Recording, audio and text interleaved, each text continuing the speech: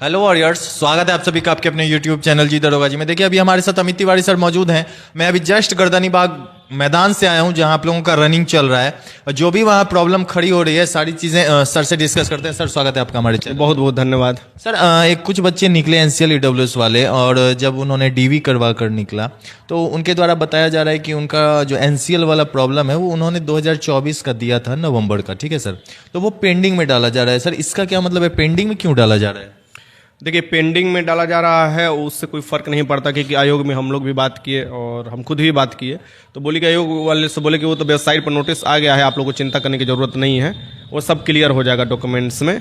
तो पेंडिंग में डाले या कुछ भी करे उससे कोई फर्क नहीं पड़ता है। हाँ, डाल रहा है तो लड़के घबरा रहे हैं, लेकिन घबराना नहीं चाहिए। दिमाग से ये चीज़ निकाल कर आपको रनिंग करना चाहिए, फिजिकल करना चाहिए। आयोग से भी यही आपको निर्देश है कि चुपचाप फिजिकल कीजिए और फिजिकल पर ज़्यादा ध्यान दीजिए, क्योंकि आज होमगार्ड का था, अभी देखें क्या स्थिति था। ऐसा नहीं करना चाहिए था, कम से कम होमगार्ड वाले स्टूडेंट के साथ या जो भी होमगार्ड वाले अभ्यर्थी हैं उनके साथ, वो पहले से बिहार राज्य में सेवा कर रहे हैं। सर उनके द्वारा बताया जा रहा है कि 3 तारीख तक उन लोगों का ड्यूटी लगा था। सर 5 दिन में कैसे वो लोग मतलब फिजिकल की तैयारी? नहीं, तो ये ऐसे पहले कभी नहीं हुआ था। देखिए होता था होमगार्ड का भी, लेकिन ऐसे नहीं हुआ था। अब देखिए पेक्स में ड्यूटी लगा था, उसके बाद आप देखिए डायरेक्ट आपको ले लिया गया फिजिकल। मतलब एकदम समझिए कि बेईमानी है उन लोगों के साथ। उनका बाद में भी हो सकता था क्योंकि वो ड्यूटी पीरियड में और ड्यूटी कर रहे हैं, तो ऐसा नहीं होना चाहिए था। और बहुत ही गंदा रिजल्ट हुआ है आज। मतलब कि जो वही लोग पास हुए हैं जो जिनका थोड़ा सा कम उम्र था और वो बहुत ज़्यादा मतलब मेहनत किए थे बहुत पहले से भी, वहीं पास हुए हैं। बाकी आप देखिएगा बहुत आज खराब रिजल्ट है और मुझे लगता है कि रिजल्ट डाउन ही रहेगा, क्योंकि जिस तरीके से बहुत कम समय मिला है फिजिकल के लिए, रिजल्ट डाउन ही रहने वाला है। तो सर आज जब वहाँ ग्राउंड पर गया तो मतलब लग ही नहीं रहा था कि गेट पास लेकर कोई बच्चा निकलेगा भी, क्योंकि सेकंड गेट से बच्चों की भीड़ आ रही थी और फर्स्ट गेट से कोई एक बच्चा निकल कर आ जाता, वो देखने को नहीं मिल रहा था। फाइनली लास्ट में 10-15 बच्चों का रिजल्ट हुआ सर, लेकिन बहुत बच्चों का यही प्रॉब्लम है सर, एनसीएल ईडब्ल्यूएस को पेंडिंग में डाला जा रहा है। सर ऐसा तो नहीं है आयोग के मन में कहीं कुछ खिचड़ी पकड़ा है? नहीं, जब नोटिस निकाल दिया, जब नोटिस हो गया, जोडी विभाग से मिल गया अनुमति, तो कुछ नहीं होने वाला है। वो बस ऐसे ही जानबूझकर लिखा जाता है, उसका कोई अपना तरीका होगा कि हम इस तरीके से इसका सलूशन करेंगे। वो ऐसा कुछ बात नहीं है। आयोग से भी आपको कॉल पर आप लड़के बात कर सकते हैं, अगर मन में डाउट होगा तो लड़के बात कर सकते हैं आयोग से, सेम आपको रिस्पॉन्स मिलेगा, कोई प्रॉब्लम नहीं होने वाला है। साथ में आज तो होमगार्ड वाले लड़कों का था, यानी पहले से ड्यूटी कर रहे हैं, एज भी ज़्यादा है ये सर। कल से मेन जो होगा, जैसे कि अभ्यर्थी आएंगे उन लोगों का आपका होने वाला है फिजिकल, तो वो अलग ही अपना रौद्र रूप दिखाएंगे। जितने भी किए होंगे, गांव से हैं, शहर से हैं, जितने भी किए होंगे, फिर भी मुझे लगता है कि शुरुआत समय में वैसे भी रिजल्ट गिरता है, मतलब कि नहीं होता है। और अभी तो कम समय मिला है तो और भी उसका खराब प्रदर्शन देखने को मिलेगा। हाँ, जिनका बाद में फिजिकल है हो सकता है कि उनको अच्छा प्रदर्शन देखने को मिल जाए। लड़कियों का तो पूछे ही मत, उनका तो काफ़ी ज़्यादा रिजल्ट बनेगा। तो डिपेंड कर रहा है सीएसबी से आयोग पर कि वो किस तरीके से कटअप जारी कर रहा है, या लड़कियों का अलग कर देगा, मेल का अलग कर देगा, या किस तरीके से वो कर रहा है। अगर मिक्स लेकर चलेगा तो लड़कियां तो दबदबा बना देगी इस बार। हाँ, तो मुझे लगता है कि अब आयोग के ऊपर सभी चीज़ें जा रही हैं। अच्छा सर, डॉक्यूमेंट में क्या क्या बच्चे लेके जाएं बराबर, और जिन बच्चों के पास आधार कार्ड जैसे कि गुम हो गया है सर, वो क्या करें? मतलब पैन कार्ड लेके जा सकते? आधार कार्ड गुम होना ये तो मतलब निकाल लो आधार कार्ड। अब तो यही ना आदमी कर सकता है कि निकाल ले नया, फिर से आधार कार्ड। अब कहिएगा वहाँ जाकर के हमारा आधार कार्ड गुम हो गया, तो बोलेगा निकाल कर लाओ नया। और नंबर आप अपडेट कराएं हैं कि नहीं कराएं, ये आपका प्रॉब्लम है ना। आप जब जान रहे हैं कि फिजिकल होने वाला है इतना तारीख से, तब क्या कर रहे थे इतने दिन से? आधार कार्ड पर नाम गलती है तो कहाँ खाती ये सब कर रहे थे? आप सुधार करवाते। तो एज अ सीरियस स्टूडेंट की तरह भी सोचिए, वहाँ पर भी लोग बैठे हुए हैं, बड़ा बड़ा ऑफिसर बैठा हुआ है जो पहले से हैं बिहार पुलिस में, वो सभी आपका डॉक्यूमेंट वेरिफिकेशन कर रहे हैं, तो सभी हैं। दलालों से बच कर रहिए, कुछ नहीं कराएगा, आपको लूट लेगा, बस इतना भूल लीजिए। वो कहीं का हो, कुछ भी हो, उन लोगों से बच कर रहिए, क्योंकि दलाल आपके पीछे पड़ चुके हैं। मैं आज ही देखा कुछ अभ्यर्थियों के पीछे दलाल पड़ चुके हैं। वो कुछ नहीं करेंगे। मैंने पूरा भी आपको बताया था कि सभी चीज़ों पर नज़र हम लोग बनाए रखते हैं, ठीक है। और अपने एज आपके टीचर होने के नाते मेरा इस पर भी नज़र बना हुआ है। अब मेरे से जितना हो सकता है मैं अब जरूर आपको मदद करने की कोशिश करता हूँ। रिजल्ट डाउन होगा, इसमें कोई डाउट नहीं है, क्योंकि बहुत कम समय मिला था, ऊपर से जाड़ा में फिजिकल स्टार्ट हो रहा है, कुछ दिन बाद कुहासा भी गिरेगा, उसके बाद का आयोग का रणनीति होगा। मैं वही देखना चाह रहा हूं कि कुहासा में कैसे वो लोगों को दौड़ाएगा, ये सबसे बड़ी बात होगी। सर आज भी जब मैं सुबह जा रहा था 7-7:30 बजे, तो बहुत ज़्यादा ठंड लग रही थी सर, और मतलब मौसम का टेम्परेचर लगातार गिरते जा रहा था, डाउन होते जा रहा था सर। सर डॉक्यूमेंट के बारे में थोड़ा बता दीजिए, कौन कौन सा डॉक्यूमेंट फाइनली बचे? डॉक्यूमेंट्स में जो मैं बता रहा हूँ उससे हाथ पर गिन लीजिए या लिख लीजिए। सबसे पहले मैट्रिक का रिजल्ट और मैट्रिक का सर्टिफिकेट। जिसको मैट्रिक का सर्टिफिकेट नहीं मिलता कोई बोर्ड में, वो अपना रिजल्ट पर काम ले सकता है। इसको इसलिए मांगा जाता है मैट्रिक वाला, क्योंकि इसी के हिसाब से आपका नाम देखा जाता है और डेट ऑफ बर्थ देखा जाता है। डेट ऑफ बर्थ और कहीं से नहीं मिलाया जाएगा, इसी से मिलाया जाएगा। उसके बाद इंटरमीडिएट पास रिजल्ट होना चाहिए, यानी इंटरमीडिएट का रिजल्ट, और आपको प्रोविजनल है तो ठीक है सर्टिफिकेट, नहीं तो अगर ओरिजिनल है तब पर भी ठीक है, नहीं दोनों में से एक तो होगा ही आपके पास, या तो प्रोविजनल या ओरिजिनल। ये इंटरमीडिएट इसलिए मांगा जाता है कि देखा जाता है कि आप किस कट ऑफ डेट में, जो आपको 1 अगस्त 2022 था, तो आप कब इंटरमीडिएट किए हैं, ठीक। उसके बाद आप कहाँ के निवास, तो बिहार का आरक्षण लेना चाह रहे हो तो बिहार के, अगर नहीं है बिहार का तो कोई दिक्कत नहीं है। उसके बाद आप किस जाति से, यानी कैटेगरी आपका देखने हो, ईबीसी, बीसी, ईडब्ल्यूएस, जो भी आपका एससी एसटी होगा। उसके साथ आप अगर ईबीसी और बीसी हैं तो एनसीएल लेकर जाइएगा, सिंपल सी बात है, एनसीएल आपको ले जाना होगा। उसके साथ आप देखिएगा एससी एसटी से है अगर, तो अपना एससी एसटी वाला ले जाइएगा सर्टिफिकेट और निवास ले जाइएगा बस। ईडब्ल्यूएस से है तो ईडब्ल्यूएस वाला सर्टिफिकेट ले जाइएगा और निवास लेकर जाइएगा। और आधार कार्ड इसलिए जरूरी होता है क्योंकि डॉक्यूमेंट वेरिफिकेशन के समय आपको जो वेरीफाई आपको किया जाता है लड़कों का कि यही लड़का है, एग्जाम में बैठा था, चाहे जो भी, वो लेकर जाना होगा। अगर वो नहीं होगा तो ड्राइविंग लाइसेंस, पैन कार्ड, कुछ भी आपको लेकर जाना जरूर होगा, ठीक। साथ में आप देखिएगा कि फोटो ले लेना होगा आपको, पासपोर्ट साइज का फोटो 3-4 ले लेना होगा। और मैंने जितने भी डॉक्यूमेंट्स बताए हैं ये ओरिजिनल तो होना ही चाहिए, इसका कॉपी होना चाहिए 2 से 3, और वो सब साथ में आपको लेकर जाना है। जब आप गेट पास लेकर आओगे, अंदर जाओगे तो क्या किया जाता है कि ओरिजिनल फिर दे दिया जाता है, देखकर देखा जाता है ओरिजिनल से ही।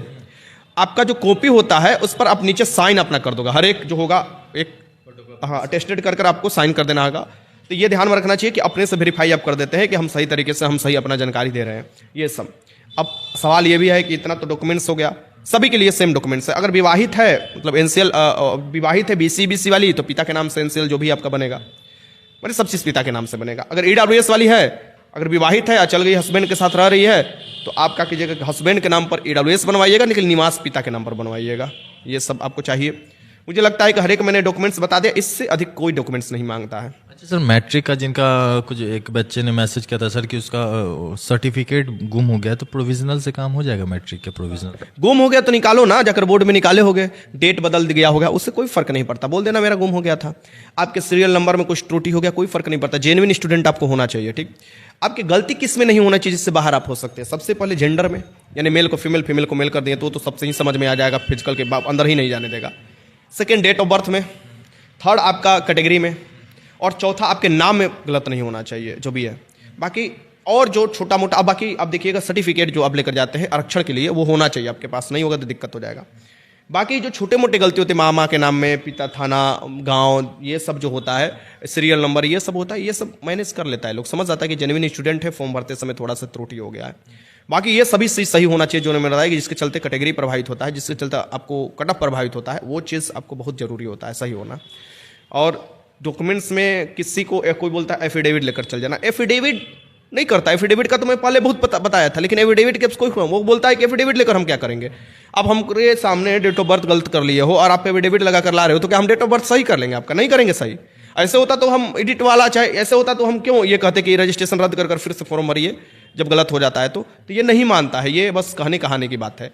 अगर वैसा कुछ होता कि एफिडेविट, तो वो खुद उधर से लेटर जारी करता और दोबारा आपको मौका देता। तो मेरे हिसाब से इस बात को जरूर ध्यान में रखना चाहिए सभी अभ्यर्थियों को कि आपके जो भी डॉक्यूमेंट्स मैंने बताया, जो भी तरीका बताया, वो लेकर जाना है। अब टाइमली आपको पहुंच जाना है, ऐसा चीज़ भी नहीं है। ठंडा को ध्यान में रखना है, क्योंकि ठंडा मार देगा तो फिर आपका दौड़ कुछ नहीं हो पाएगा। मादक चीज़ से बच कर रहिएगा, क्योंकि रिदम में तो एक चीज़ निकालेंगे, दूसरी चीज़ में जाकर फंस जाएंगे। तो भले आपको कोई कहे, कुछ भी कहे, हमको भी बहुत से लोग प्रलोभन दिए थे उस समय, लेकिन हम भी उससे बचे। तो आप भी हमेशा याद रखिएगा, हर चीज़ से बच कर रहिएगा। मादक, कम से कम मादक पदार्थ से जो सुई दे लेते हैं, जैसे कि बहुत ऐसे सुई आता है जो कि आपका एकदम थकान ही नहीं होता, लेकिन उससे का क्या इफेक्ट होता है कि पैर में दर्द अचानक उत्पन्न होता है, आपको ऐंठने लगेगा, बेहोश होने लगेगा, मतलब थोड़ा भी देरी अगर होता है। कहीं सर इस बार दरोगा में पैर भी टूट गया था दौड़ते दौड़ते आपको समझ भी नहीं आएगा कि हमारा कहाँ फ्रैक्चर हो गया, क्योंकि वो तो भाई नशा वाला होगा और दर्द वाला खत्म हो जाता है। सो मेरे हिसाब से आपका जो शरीर है, जिस तरीके से मानव का शरीर बनाया गया, उस तरीके से इस्तेमाल कीजिए। हाँ, पेन चल रहा है कहीं तो पेन किलर ले सकते हैं, मतलब वो आता है ना छिड़कने वाला, वो छिड़क सकते हैं, हाँ, जो भी है। और आप हार्ड को जो है बंडेज के इस्तेमाल कर सकते हैं रात भर, फिर दिन में उसे खोल दीजिएगा। मैं तो बोलता हूँ, बहुत से लोग बोलते हैं कि शूज खोल कर दौड़िए, मैं तो बोलता हूँ कि आपको जिसमें कंफर्ट लग रहा है। अगर मैं पूरी ज़िंदगी शूज पहन कर दौड़ा हूँ और वहाँ पर अगर मैं शूज खोल देता हूँ और मेरे पैर के नीचे कोई भी इकड़ी आ जाता है, मतलब थोड़ा से इकड़ी आ जाता है और मेरा पैर में गड़ेगा, तो मेरा पैर चलेगा? कभी नहीं चलेगा। भले लोग बोलते हैं कि वहाँ घोड़ा की तरह दौड़ना होता है, भले ये सब कहते हैं, लेकिन मेरे हिसाब से मैं तो जूता पहनकर गोल्ड स्टार का दौड़ा था पहली बार। मैंने 2017-2018 में मेरा फिजिकल हुआ था, 2017 वाला भर्ती में 9,999 जो आया था, मैंने गोल्ड स्टार जो नेपाल से आता है ना, गोल्ड स्टार वाला जूता, वही पहनकर दौड़ा था। और मैं पहला अपने बैच में था कि जो जूता पहनकर दौड़ा था, और मैंने दौड़ा। सर वो तो भारी भी होता है जूता, भारी भी होता है, उसी पर प्रैक्टिस था, पूरा एकदम प्रैक्टिस था, उससे भी भारी भारी जूता पर प्रैक्टिस था। लेकिन अब डिपेंड करता है कि मैं ये तो बात सच्चाई है कि जूता अगर खोलते हैं तो 10-15 मिनट का आपका गैप होता है, लेकिन डिपेंड ये करता है कि आपने प्रैक्टिस किस पर किया है ना। जूता पर किया है, नंगे पैरे, कभी नंगे पैरे आप दौड़े, आप सोचिएगा वहीं पर जाकर हम सीधे नंगे पैरे दौड़े तो फिर वो उसका, अब अगर जोर से पटकते हैं पैर तो भयंकर आपका दर्द उत्पन्न होगा, आपका मतलब हाई जंप भी फंस सकता है आपका, इस बात को ध्यान में रखिएगा, क्योंकि रनिंग के बाद हाई जंप होता है, गोला फेंक होता है। तो मैं बोलूँगा ये तीनों स्पर्धाएं में पास होना जरूरी है, अच्छा नंबर लाना जरूरी है, तभी जाकर मेरिट में आप स्थान बना पाइएगा। लड़कों के लिए तो अभिशाप ये हो गया है कि उनका बहुत जल्दी फिजिकल हो चुका है, लड़कों के लिए आशीर्वाद इसलिए हो गया है कि उनका बाद में फिजिकल हो रहा है। मुझे लगता है कि ऐसा आयोग को नहीं करना चाहिए था, कम से कम मेरिट बन रहा है जिस पर, उसमें आपको समानता लाना चाहिए। अच्छा सर, बहुत बच्चे ये कमेंट करें जैसे कि मेरा नाम कुणाल है, कुणाल राज, ठीक है, और बीच में स्पेस है सर, लेकिन वो स्पेस ना अटके डायरेक्ट कुणाल राज एक में ही हो गया, तो उससे भी कोई दिक्कत होगी क्या? कोई दिक्कत नहीं है। अच्छा सर, जो प्रेग्नेंट महिलाएं हैं, जो जिनका मतलब शादीशुदा हैं, वो प्रेग्नेंट हैं, तो क्या उनको बाद में मेडिकल लीव मिल सकता है? कुछ नहीं मिलेगा, वो साफ साफ अपना निर्देश दे दिया था फॉर्म भरते समय ही। ऐसे उसका गलती है, मैं मान रहा हूँ, लेकिन वो साफ साफ निर्देश दे दिया था कि प्रेग्नेंट वाली महिला जो होगी, यानी हमारी पूरी प्रोसेस में 1 साल लगेगा, बहुत 1.5 साल से ऊपर अब जा रहा है समय, और वो साफ साफ दिया था कि हम दोबारा मौका किसी को नहीं देंगे, प्रेग्नेंट का, किसी का गोड़ टूटे, पैर टूटे, हाथ टूटे, मुंह टूटे नहीं देंगे। पर अब ये डिपेंड करता है CSBC के ऊपर कि वो क्या कर रहा है, और मुझे लगता है कि जैसे धुंध गिरेगा ना, जैसे कुहासा गिरने लगा, तो जरूर प्रभावित होगा और डेट भी इधर उधर हो सकते हैं, मुझे जहाँ तक लगता है ऐसा हुआ है।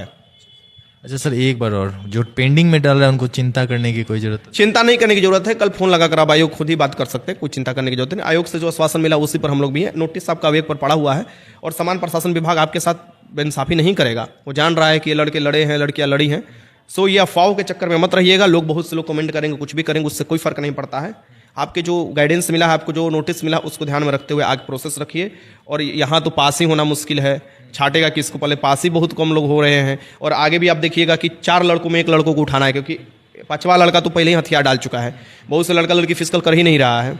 तो ये तो 4 लड़कों में आपका 1 लड़के का सिलेक्शन करना है, 3 लड़कों को बाहर होना है, वो तो आराम से बाहर हो रहे हैं। 35 को दौड़ेंगे तो मुझे लग रहा है 5, 6, 7 आ जाए, वहीं ज़्यादा है।